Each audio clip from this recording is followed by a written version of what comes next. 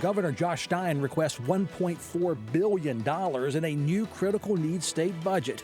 And Medicaid faces an ongoing state funding shortfall. But what if the funding runs out next month? This is State Lines. Funding for State Lines is made possible in part by Across North Carolina, strong communities begin at home. The North Carolina Realtors represent more than 55,000 professionals statewide, focused on expanding housing attainability for all.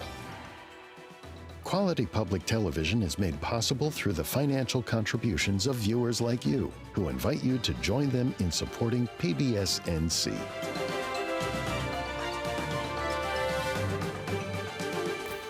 Welcome to State Lines. I'm Kelly McCullen. Joining me today, Skye David of New Frame Incorporated. To her right, Representative Buansi of Orange County, and a Democrat. Republican Senator Brad Overcash comes over from Gaston County. Senator Overcash, good to see you. Thank you. And Michael McElroy of Cardinal Pine, reporter extraordinaire. Mike, good to see you. Thank you. We got a lot to talk about. We have. Well, for Buansi this morning, 1.5 billion reasons to talk to him first, because Governor Josh Stein says the state needs $1.4 billion in new state funding. What he's actually proposing, he's calling a stripped-down critical needs budget that would include $319 million to fill Medicaid's state funding gap. As part of the deal, law enforcement personnel, teachers, other public workers could receive pay hikes. The State House Speaker's office that I saw said the budget will certainly be discussed during the 2026 short legislative session. But Representative, that's beyond April, and that's going into May and June. So it looks like Mr. Stein said thank you for the request to pass a short session budget. We'll get to it.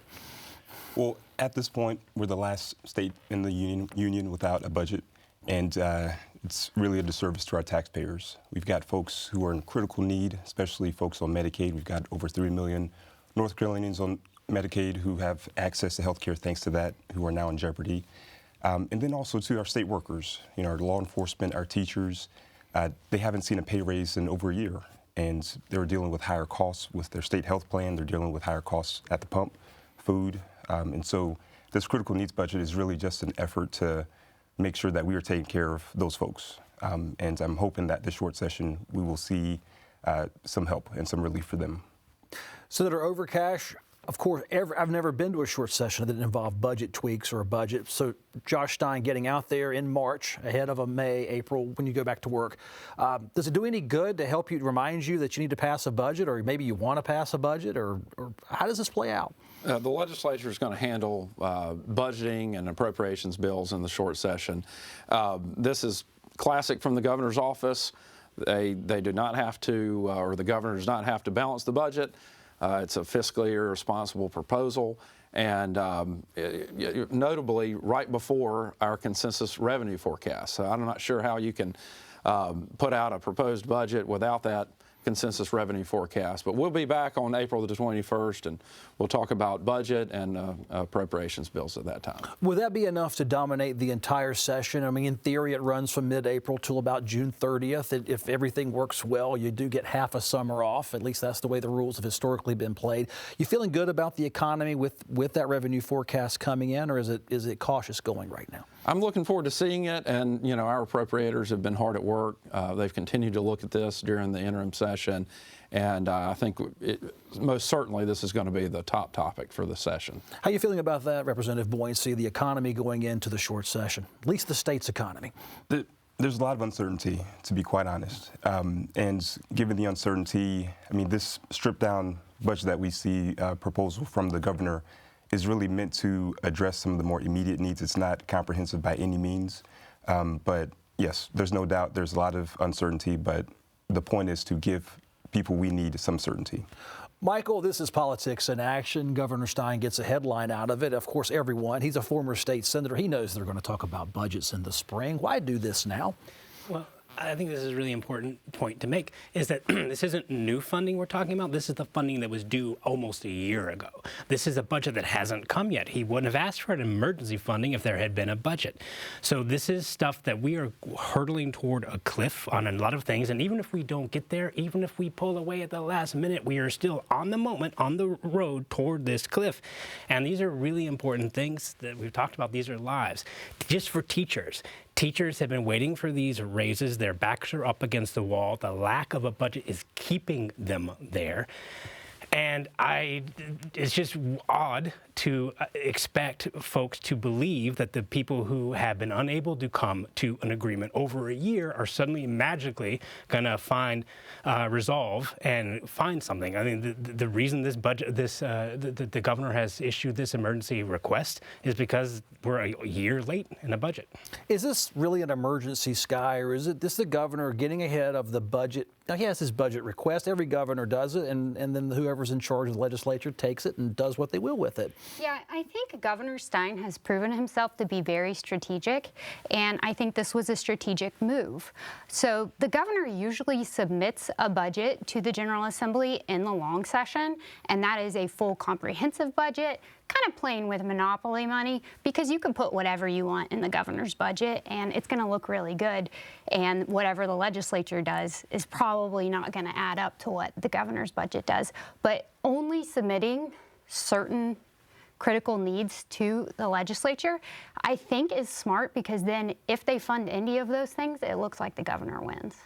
Is that how it looks, Senator Overcash? No, I think the people of this state realize that governors make these proposals. They're political statements. It's not a serious budget proposal, and I think the people of North Carolina understand that. What is the biggest difference between what Governor Stein is asking for right now versus what your advisors and the financial folks over at the legislature, what they're telling you about the spending needs of this state, the critical needs, if you will? Yeah, we're continuing to deal with those. I mean, North Carolina, unlike the federal government, unlike other states, we have a law in place where the recurring expenses and the recurring operations of this state will continue until a new comprehensive budget is enacted.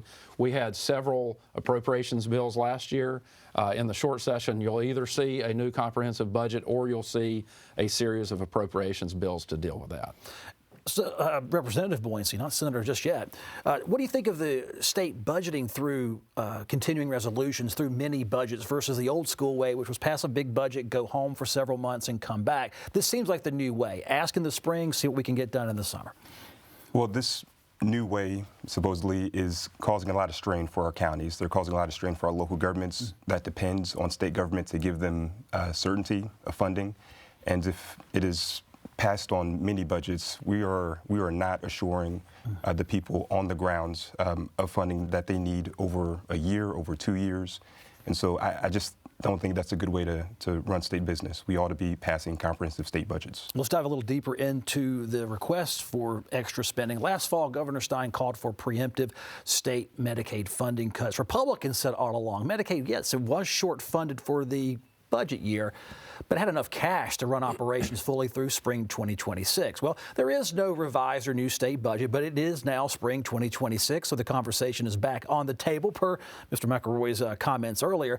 The Stein administration says state funding is $319 million short. Republican advisors, Senator Overcash, at least to me, have questioned that high of a dollar amount. So, talk about the numbers, the deficit, and then what happens if in a budget negotiation, things slow down and we supposedly pass that deadline where Medicaid runs dry.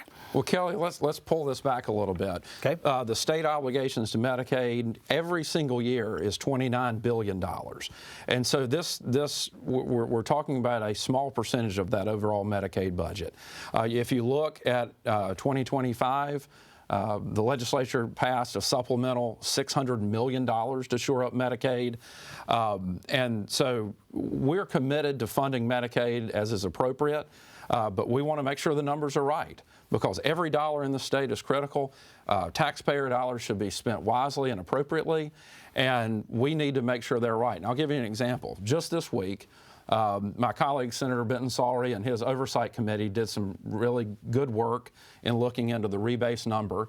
And it came out during that hearing from a deputy secretary of DHHS that part of that rebase number included non-recurring funding. What is rebase for folks who are not inside Raleigh?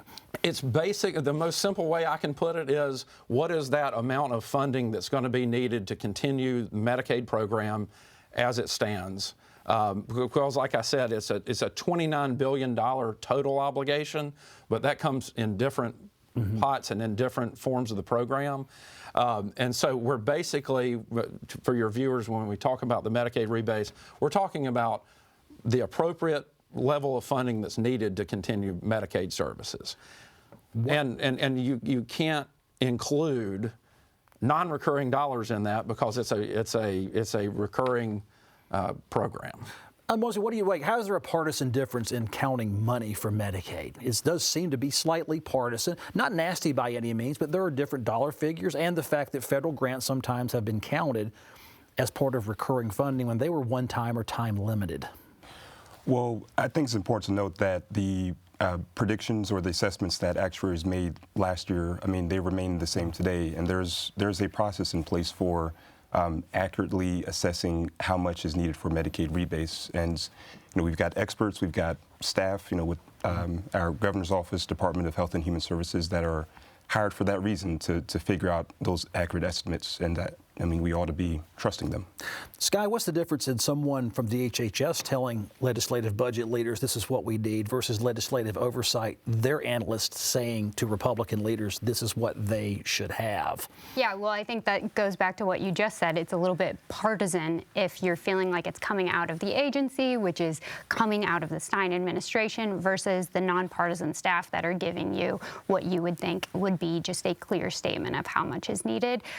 There's always going to be that little bit of politics that plays into anything. Mike, how do you see this playing out? Is it $319 million in deficit? Will that be proven true? Will it be somewhat less than that? As I was told in a year-end interview with Senator Phil Berger, I don't think it's that high, but let's see what happens come April. Well, I just think that let's see what happens is not a very useful approach when the consequences involve potentially folks losing access to services or losing their Medicaid entirely. And I'll tell you, the political game of saying, is it 319, is it less, like that is an important conversation to have in the offices of politics. But out there in the folks who get Medicaid, whatever the number is, they're in danger of losing their access. And their math is, if my Medicaid goes away when I've got a kid who's had a heart transplant and needs Medicaid to stay alive, if I've got a kid who needs an incubator, not an incubator, excuse me, a ventilator, and 24-hour home care, that Medicaid is the only way I can pay for those things, and that suddenly goes away, then we're talking about cataclysm. We're talking about bankruptcy. And these are the things on people's minds when they think about this issue. They're not talking about numbers. These kind of scare tactics are ridiculous. Again, $29 billion state funding for Medicaid every single year. The General Assembly has already proven we are going to fund Medicaid as is appropriate. We've already done a $600 million appropriation. We will look at and we will have the appropriate appropriation. None of your viewers on Medicaid should be afraid that someone's going to be taken off a ventilator, Medicaid's not going to be there. That's just demonstrably false, and you can see it by the actions taken by the General Assembly already. If a clean Medicaid funding bill comes out this spring, would Democrats in the House and Senate at the state level, I won't say play games with it, but would they debate it? Would they force it, fight it, stall it, slow it in some way? There are too many people hurting in North Carolina right now for us to be playing games with Medicaid. I just want to remind folks that back in the fall, there was agreement among many of our state lawmakers to pass a clean Medicaid rebase bill, but it got caught up in these other conversations about other expenses and things. We would love to have a clean bill to fund Medicaid rebase. That's what the people need. That's what people are clamoring for. And a court said that they have to continue to fund Medicaid, and that is why that funding is still at full price. And so I don't think that the funding is going to run out because a court has already ordered that cannot happen. Yeah, how does that court system? I don't even understand how that would work. If money's not there, it's not there. They can't spend money not appropriated, or can the judge just make it happen? Well, the state law also says that Medicaid program can't operate on a deficit. And whether it does or doesn't happen, I mean, these aren't scare tactics. These are people who are worried about the coverage. We've got people out there who are rationing the devices that they need. And the best way to make people not afraid of the worst case scenario is to pass a budget that does it. The House passed a budget. They sent you a clean Medicaid bill, and it just sat there. So, I mean, you can clear this up right now by passing a budget that covers all these things. I mean, let Representative Buansi fight the senator on that. We're journalists watching this as spectators. I just want to point out because he said... I don't know if it's quite the same on journalists. Just because he said scare tactics, I felt that I had to address it. Well, that's exactly what they were, and it's irresponsible. Got it. Well, State Auditor Dave Bullock says he'll be reviewing the growth in state Medicaid spending on autism services, at least a subset of it. The auditor told lawmakers his team has noticed a spike in spending for what's called applied behavior analysis therapy. North Carolina's Medicaid spending on these autism services under that umbrella is believed to have grown from $121 million in 2022 up to $639 million in 2026, Mike. This is very complicated. There's a certain subset, autistic children can get services out in the world. That's where the growth is. And we'll just hold it right there because they're going after it in Minnesota, and it's sparking at least Republicans in other states to audit and look for things. This is funding growth. I mean, this truly, is that accurate? Well, it's definitely funding growth, and it's a big spike. Yeah. But a lot of context, because it's a completely separate situation from what's happening in Minneapolis, and a couple of reasons why. Spending on these services or comparable services across the country was 300% over the same time period. That's a little bit less than it was in North Carolina, but it's still a huge spike. So it's not just a North Carolina problem. But there are a lot of small reasons that explain part of it, which is there are a lot more providers offering these services, and the General Assembly gave those providers a rate raise of 15% 2 years ago. So that explains part of it. That does not explain all of it. And so an audit, I think, is appropriate. But as always, I hope that the audit takes into account the people who do need the services. The DHS did a report on this in October, and they said that part of the problem is that these services do a lot of good, but that not everybody who gets these services may need them. So I hope that the focus is on the people who do need these services and for whom these services are making a huge difference. Because throwing money at a program that has issues is one thing and is an issue, but so is taking too much money from a service without a plan for the people who do need the service, who may be in danger of losing it. Senator Overcash, but off the bat, the man elected to chase the money has chased it, and it's about a 5-fold increase for a service. And now wait a minute, now it's on your radar, it's on Representative Buansi's radar. How do you ensure, if it's going to grow that fast, that it's money well spent? Let's not use waste and fraud, but make sure it's spent wisely. I think it's appropriate for the auditor to take a look at this. Absolutely, we need another set of eyes on it, not just DHHS. It's so important, and I'm looking forward to seeing what the auditor's office comes up with. What do you make of this, Representative Buansi? The auditor goes in and says, and he comes to you and says, I heard him often say in your committee hearings, I'm not here to pass judgment on this. I'm here to tell you what the numbers are. What do these numbers mean to you when it grows 5-fold, 4.5-fold? Yeah, well, I think it's perfectly appropriate to make sure that money that is being spent by government is being done efficiently and in a way that's addressing the problem. So, yeah, certainly it's within the state auditor's purview to do that. I do look forward to seeing the results of the audit. But I think one thing is pretty clear, when it comes to serving our children with autism, that we've got to make sure that they've got access to the proven therapies. And we also got to be cognizant, too, that there is a need for adequate DSPs, direct support professionals, and when folks don't have that access, they then would jump to more costly, programs. And so making sure that, the money's being spent the right way, making sure that, other folks, other programs serving people with intellectual and developmental disabilities, making sure that they also, have the program funding that they need and not wasting it is also important. Skye, the math, $121 million for applied behavior analysis therapy just 4 years ago, $639 million expected this year for that genre.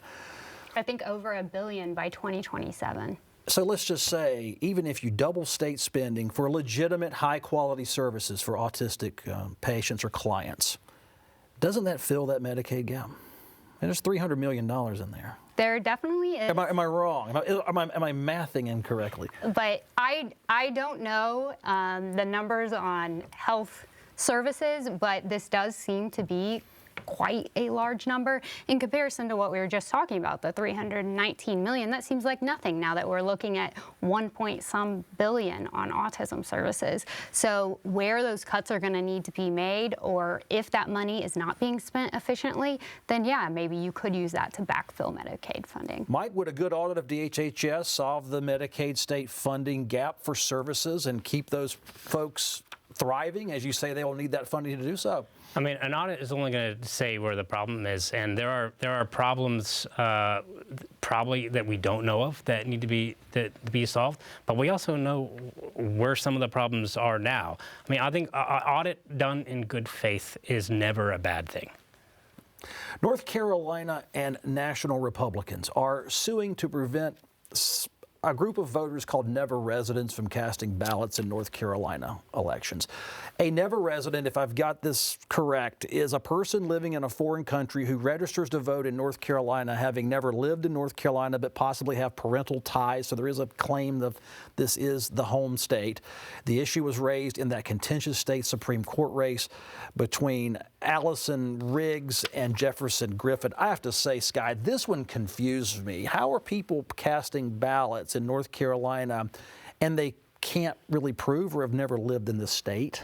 So the federal law has been silent about this. It doesn't say whether or not you can cast a federal ballot if you are a never resident, but our state law is clear that you cannot, and a court of appeals in the fall ruled that if you are a never resident, you've never lived here, you're not a North Carolinian, you cannot vote in state elections. So this specific case is now about being a never resident but voting in federal elections. So the state elections have been taken care of. So the GOP attorneys are asking for summary judgment and just not allowing those same people to vote in federal elections. That's why I love having attorneys on. You read a news article. This is a complicated topic. Is there universal agreement that North Carolinians should be casting North Carolina ballots, even if they live overseas and can claim to be a North Carolinian representative? Yeah, I mean, one of my big things is with our elections, voters, we all have to have a clear sense of what the rules are. I think one issue we had last year with that Supreme Court race was that we had valid votes that were being attempted to be thrown out after the fact, after an election was done. And so my hope is that whatever the outcome of this case is, that we all emerge with a very clear set of expectations for our votes and how they count. I mean, there's no doubt in my mind that there have been efforts afoot to try to disempower or put up restrictions on voters, on North Carolina voters. But ultimately, we need to be about the work of preserving the right to vote for our U.S. citizens in North Carolina and overseas. Senator Overcash, it does seem that the Board of Elections has been working toward election integrity on this platform. But then we have Republican consultants, even Democrat consultants say, when we hire lawyers to go through a recount to challenge ballots, we're there to win, even if that's against state agencies. So how do we balance the idea of candidates fighting for every vote versus making sure every vote gets counted? Yeah, I mean, we'll start with the never residents. I mean, these are folks that were not born in North Carolina, have never lived in North Carolina. There certainly should not be deciding elections in North Carolina. And so you go through these processes and you make sure that you know who should and shouldn't be voting in this state. Mike. Well, in the Jefferson Griffin case, we're talking about 260 voters total that he was challenging. And Brian Anderson and other groups found that 65 of those voters actually did have He's ties. a reporter. Yeah, Brian, a reporter, yeah. And a very good one. And that they were mistakenly among the ballots cast. So we're talking about less than 200 voters. But state law, I'm not sure it was so clear. State law said that folks who were overseas, whose parents were born and who were not registered in other states, it used to be that they could. So clear that up, and it was good. I don't think many people would argue that people who don't live in North Carolina and have no intention shouldn't be allowed to vote, but at one point it was clear they did, and we're talking about a very small number of people. Senator Overcash, I want to hit this last topic where House and Senate Republican leaders are joining with Governor Stein to launch a Blue Ribbon Commission on North Carolina public education. It's an executive order filled with business leaders. I think Peter Hans, the UNC system president, other leaders are on this 30-seat, 30-chair commission. So teacher training, student advancement, administrative operations, accountability appear to be on the agenda. Very quickly with you two, last minute we have. Tell me about the Blue Ribbon Commission. We're going to wait to see what you do before we talk about what you do. Well, I'm excited to serve on that. I'm appreciative to be able to participate in that process.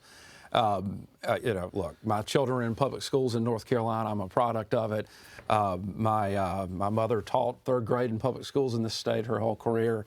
And it's just such an important topic. It touches every North Carolinian, and I'm excited to be a part of this Blue Ribbon Commission. And Representative by George, it's bipartisan. Yes. Can it stay that way, or will it stay that way? Oh, I anticipate it will. Now, I'm also a proud son and nephew of public school teachers, got my kids in public school, but I do want to say, too, that we have had an order from the court for the past few decades spelling out what is needed. I think we've got a pretty good sense of what we need. Now, I'm looking forward to the results of the commission, but we need to also put in a plan that... When does work begin? 10 seconds, 5 seconds. Very soon. We don't have the first date, but we have to report out by the end of the year, so very soon. Email me at statelines@pbsnc.org. I'm out of time. See you next time.